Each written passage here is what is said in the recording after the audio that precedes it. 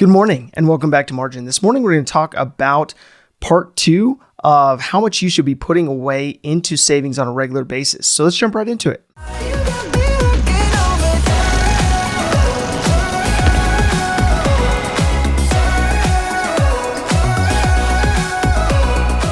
So step 3 really comes down to saving $3,500. So I broke this down into 4 steps overall. The first step was $500, and this was to get you going. This was basically to build momentum in order to build you up to that $1,000 mark in step 2. Now, $3,500 mark, that really is for the purpose of covering those larger expenses that were unexpected. That could be a medical bill, it could be braces for a kid, it could be a sprinkler system for your backyard, or a major component in your engine that went out.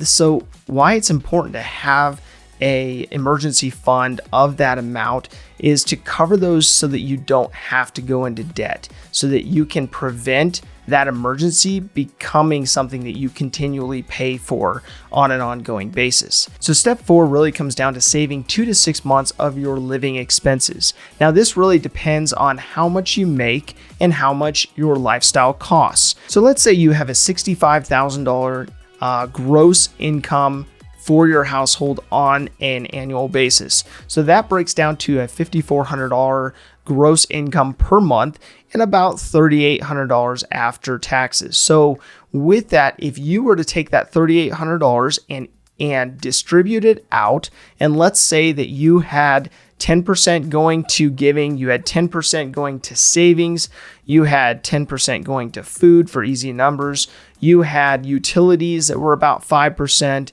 you had rent and mortgage that was rent or a mortgage that was around 25%, you had transportation at 10%, healthcare and insurance around 25%, and then any recreation or personal expenses, any incidentals or miscellaneous expenses at 5%.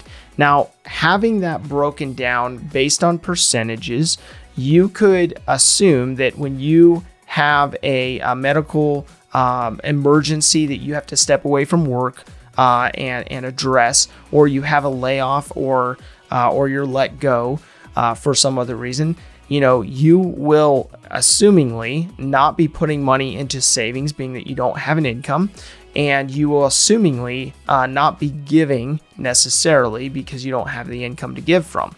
So assuming based on those two aspects being taken out, which is about 20% of your income, that leaves 80% that would need to be covered through an emergency fund.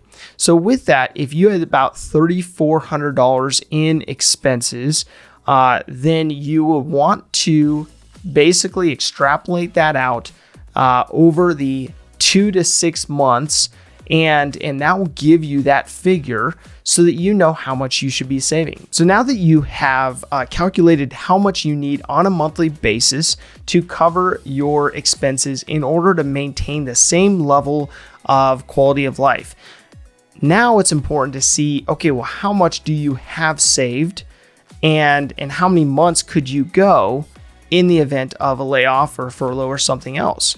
So it's important for you to look at that savings and be able to say, okay, do I have insufficient savings because I have no savings? Do I have $500 in savings? Do I have $1,000 in savings? Do I have 1 month of living expenses, or do I have 2 to 6 months or more? And it's important for you to look at how much you have saved so that you can adjust your plan to spend according to how much you need to build up in that savings. Now, with that, this is an emergency fund. Its purpose is to be there to protect the ground that you've gained, to maintain that level of lifestyle that you have built thus far. And so therefore, you're not looking to put it into anything that would have necessarily great returns, because usually that will come with higher risk. But it's important for you to look at and evaluate how much do you have in savings now, and based on the next benchmark, whether it's the $500 amount, it's the $1,000 amount, or so on and so forth, how much money are you away from that next benchmark?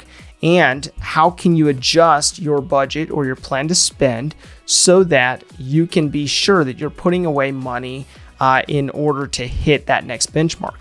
Now with that, once you hit that 6 months of savings, you have a pretty good cushion. Now that doesn't mean that you won't have an expense that comes up that surpasses that, or that there's not a layoff that causes you to use up your savings over a certain number of months while you're trying to find the right job. That doesn't mean that you are necessarily completely protected, but it's a really good start in order to protect you from life and protect you from going without an income and having it disrupt your world significantly.